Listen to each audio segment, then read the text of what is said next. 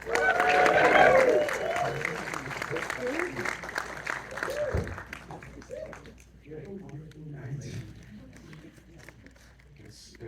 pretty special to be kicking off the theatrical run for this film.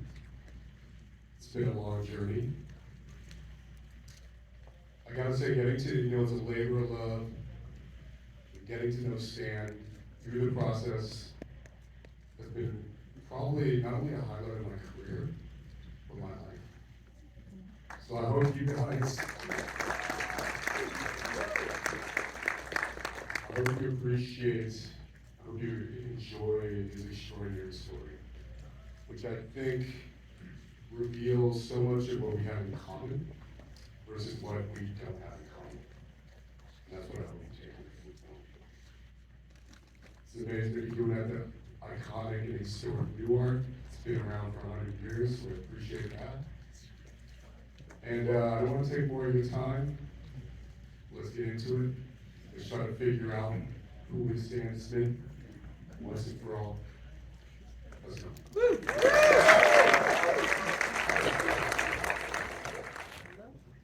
Ladies and gentlemen, please welcome to the stage filmmaker Tom Putnam.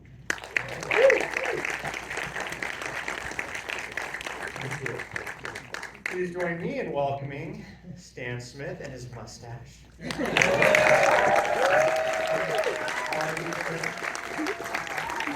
Director for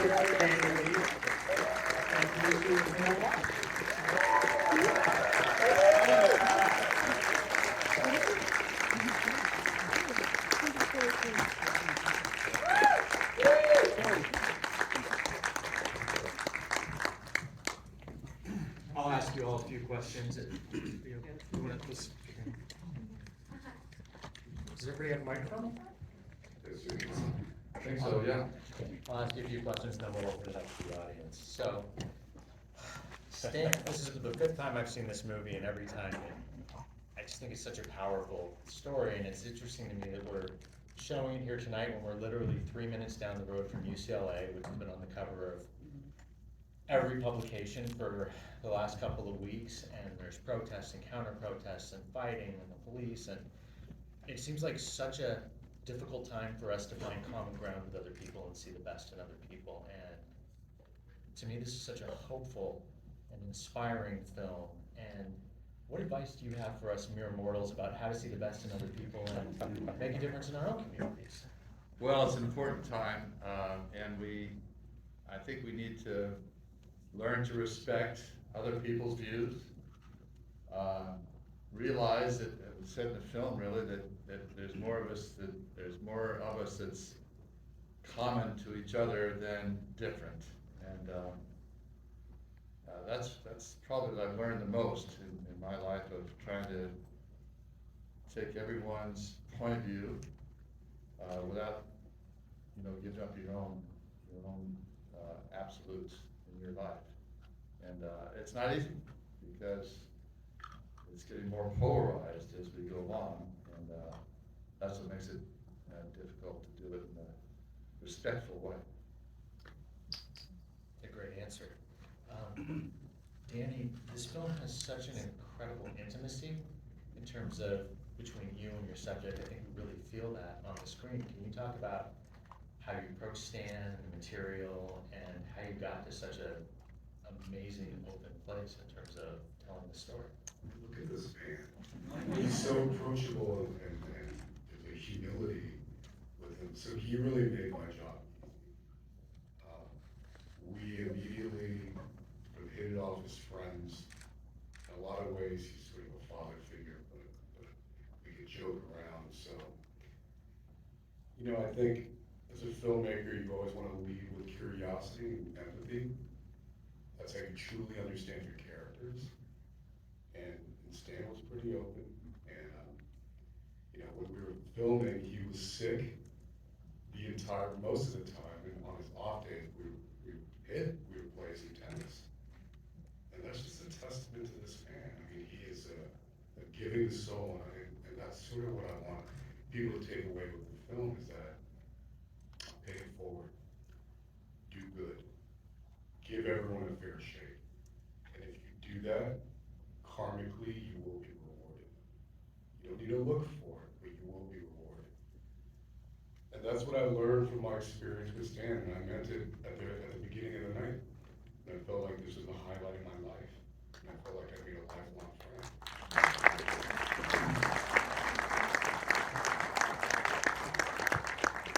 It really comes through in the film. Margie, I think Yes. one of the things that seems to surprise people when they see the movie is discovering that Stan Smith is really Stan and Margie. Can you talk about like your secret? How do you guys make it work? It's you have such an amazing relationship and partnership. How I'd love to hear more about some of the challenges and triumphs and I was watching you guys in the lobby today, and there's still such amazing chemistry between the two of you. What's your, as a guy who's been divorced, like, what's your secret? Probably the kiss of death, you know. I think we both understand each other and respect each other. I think because I played tennis, I sort of got what his lifestyle was going to be like and you know, what my role was going to be. I think we were both very comfortable and we were very supportive of each other, and we always have been. And I have to say one thing, when we were filming this, I mean, there were so many people at our house. And I heard I was going to do this interview for a couple of hours, and all my life I've been waiting for someone to do hair and makeup, and not one person. I said, Danny, doesn't somebody come and do something? He goes, no, this is what Barry It was a So I think that there were a lot of closeness there. I'm naturally agree with you. The word we heard so much was, karate. And, he wanted us to dance after dinner, you know, as we supposedly did every night. And you found out that that didn't happen in the house. Danny says to me, you know, that again, this is verite, it's really important. So can you two dance cheek to cheek after dinner? Danny, That was so sweet. I was, you know, like in the beginning of making this film, the love story wasn't even part of the story. And as we spend time together, man, they're so sweet. You know, it's so tender, and I think any married couple, anyone in a relationship can aspire. We're not perfect, that's for sure. I got lucky. Camille, can you talk about the origin of the film and how all of this came together? Absolutely. I think that first of all, thank you all for coming, because having Stan be able to share this with so many people, and for Danny and I to have people see it and enjoy it is a true testament of the labor of love that we put into this. And this whole process started by me seeing a copy of Stan's coffee table book, Some People Think I'm a Shoe. And some of you may have thought that Stan was a shoe. But I think, you know, Most people probably did. and I called a friend of mine who's in the film, Craig Shapiro, and I said, how can I get in touch with Stan? And 2 phone calls later, I'm on the phone with Stan himself, and I said, hey, I work with Uninterrupted with LeBron James and Ivor Carter, and we would love to tell your story. What do you think about that? And to Stan's credit, he asked the questions that he would normally ask in a very polite manner, and we on the phone in 2020 said, let's do this together, and we started the journey. And Margie was very much a part of that process in the beginning, and I think for me, in that very first conversation, I didn't know what I was to expect from that. I've spoken to a lot of different athletes, and for an athlete empowerment company and providing a platform for athletes to tell their stories. I've had the privilege and honor to be able to work with a lot of people, but that was as if I was calling my friend in our first conversation, and bringing on Dan shortly after to be able to bring it all to life. I think was one of the most fun processes I've had making films in my career. We shot it during the pandemic too, so that was challenging. There were a lot of things show, right? We were very limited in the very thing we could shoot. That's why we needed that shoot to cheek. But, yeah, there were, it was interesting, we were testing every 1 or 2 days. It was so annoying. It was a beautiful experience.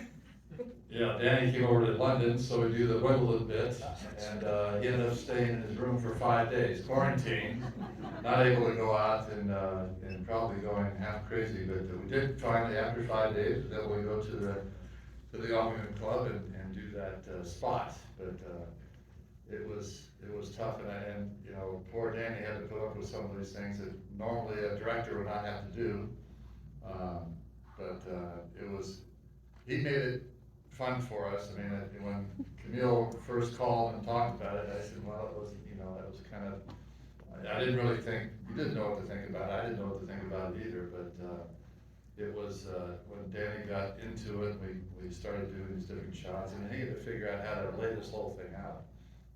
So that was a challenge, but it was a really fun time to do it, even though I could barely speak. In the 8-hour interview we had at the very end, to be able to share what I was thinking about, but it came out.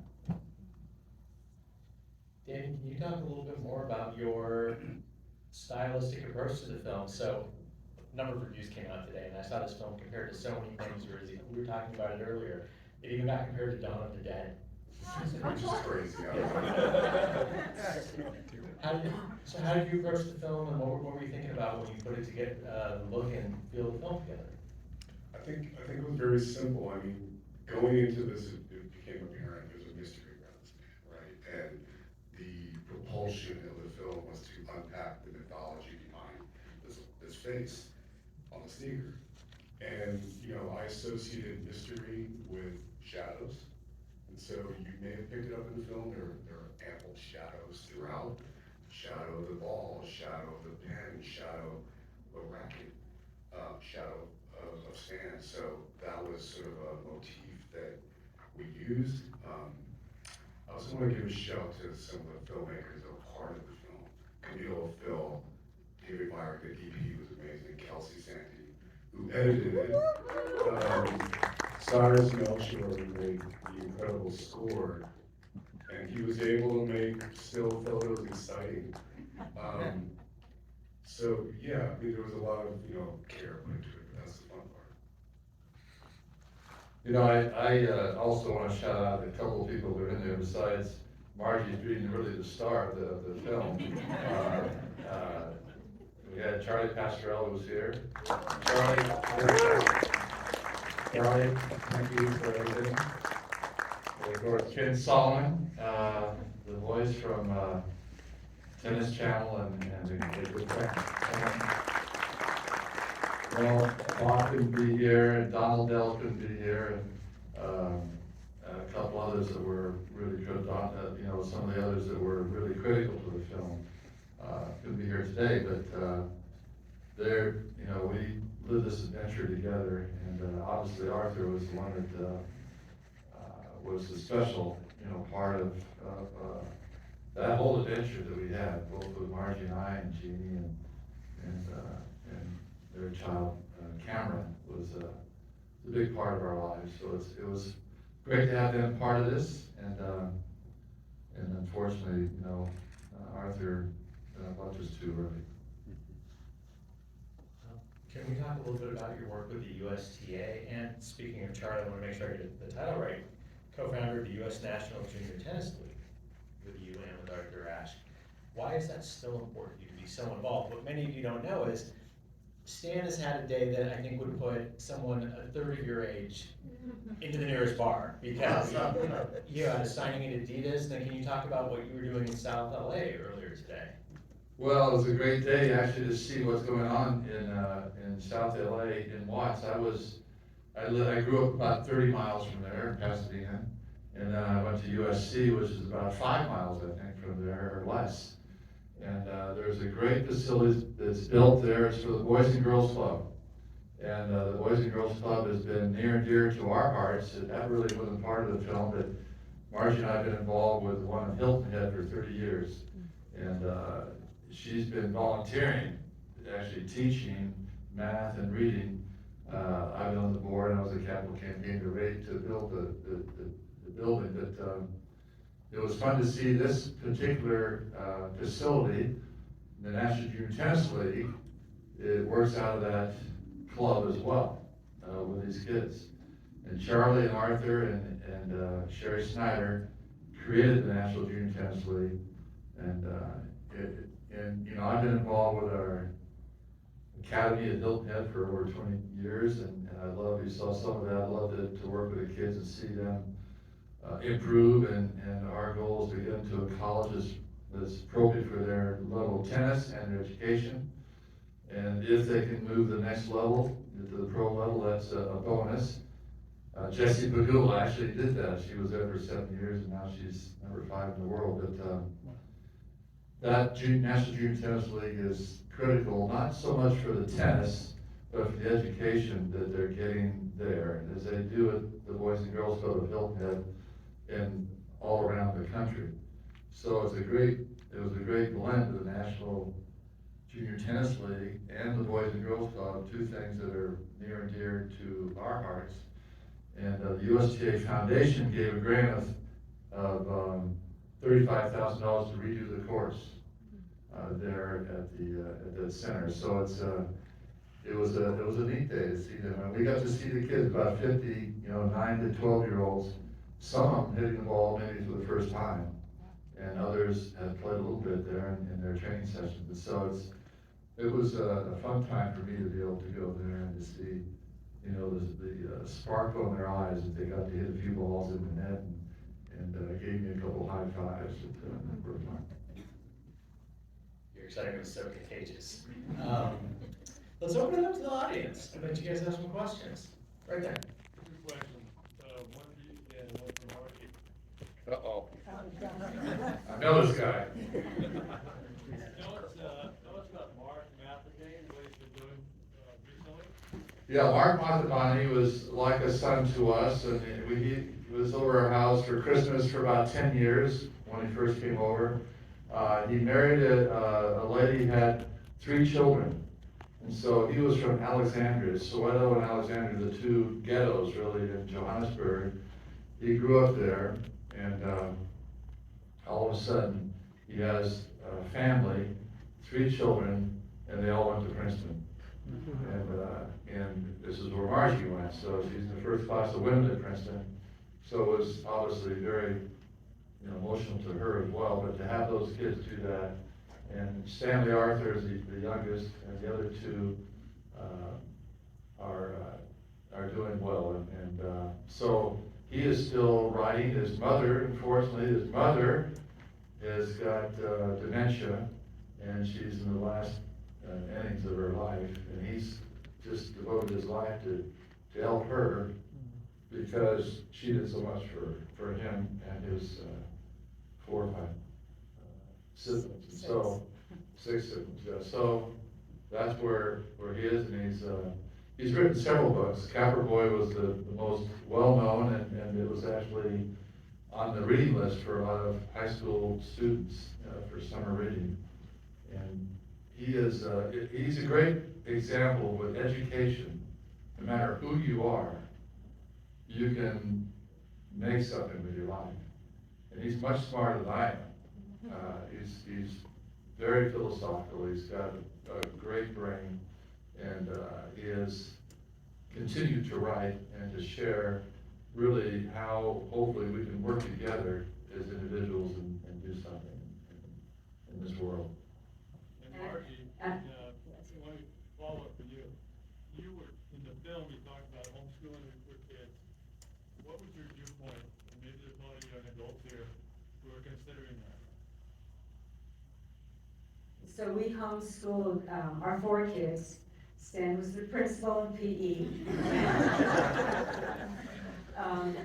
And at that time, nobody did it. And I really didn't think about it, and then I heard about someone else doing it. My first thought was, why would anyone want to homeschool your kids? And Stan had some trips coming up, and our boys, our two oldest are boys, and they were in second and kindergarten, and all of a sudden it was getting harder to take them out of school, so I thought, I'm just gonna do this for a year. I bought a curriculum. I told my best friend, it took me 3 visits to her house to get up the nerve to tell her, and she goes, "You're gonna what?" You know, nobody homeschools. Anyway, we did it for 13 years. And we did it for the travel. Looking back on it now, if we weren't traveling, I probably still would do it. It's interesting with our kids, one has 6, and he and his wife homeschool. We have another one with 5, and she's taken the year off to homeschool her kids. And we wanted to have the most influence on our kids for as long as we could. Everybody asked how do they do socially, but I think you could see on the film they're fine socially, they can talk. And that answer your question? I'm a big fan of homeschooling. If it works for you, if it doesn't, that's fine too. And I have to say with Mark, we just gave him a chance, and he did it all, and hopefully that our kids will realize that they've been given a lot and they need to give other people chances and be part of their lives, and they do, and I think we're both proud of that. When you have kids, it's pretty brave to like homeschool. I need my time. We had 3 out of 4 that were pretty cooperative.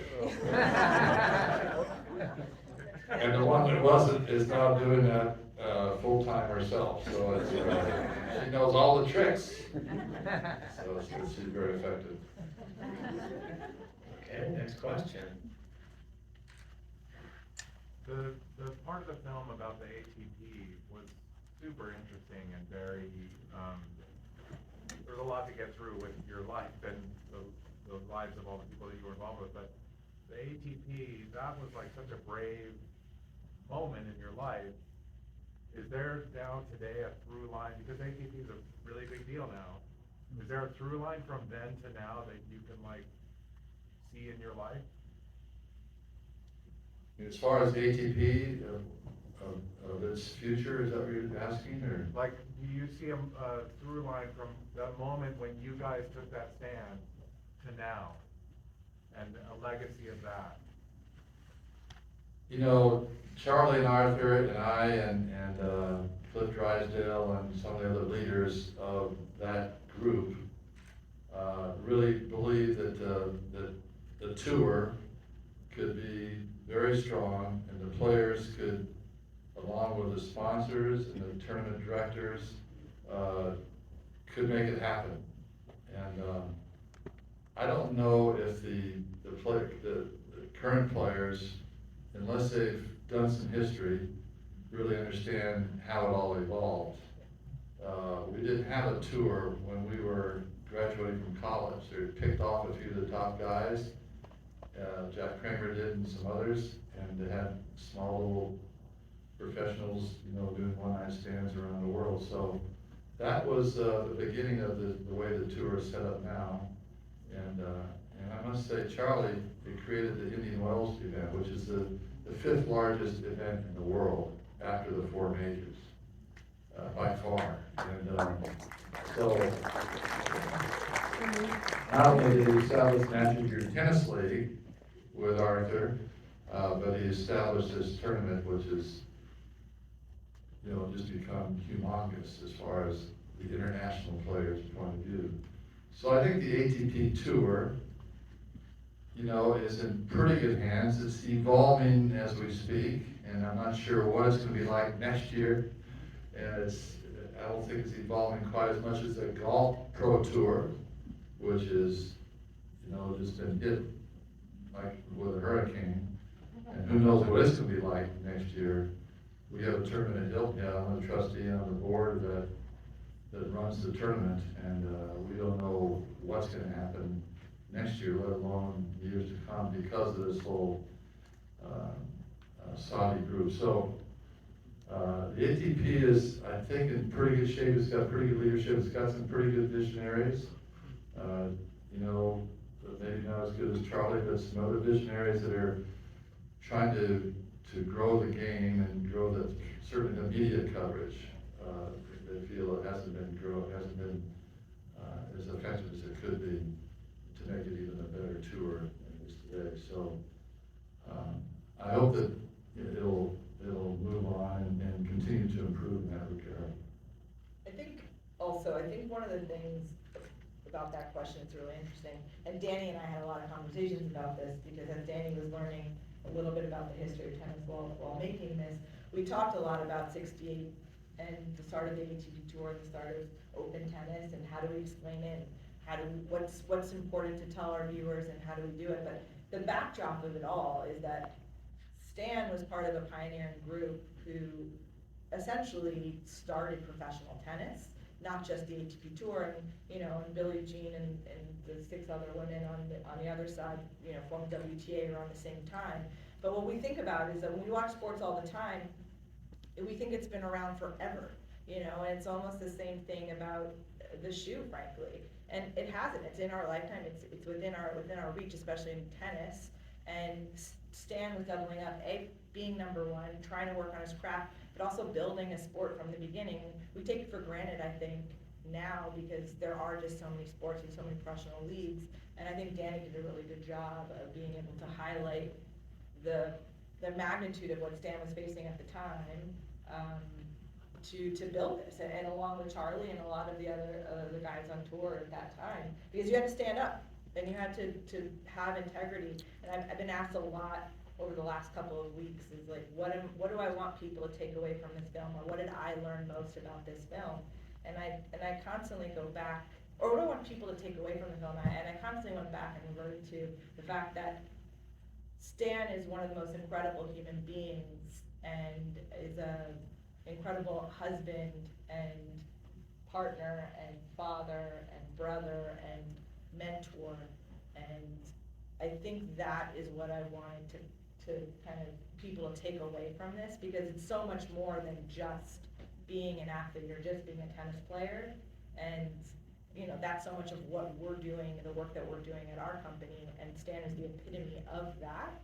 And the magnitude and the layer of everything that was happening, that he never lost himself, the integrity of what it meant, even within the privilege of what he had and what he was creating. Wow.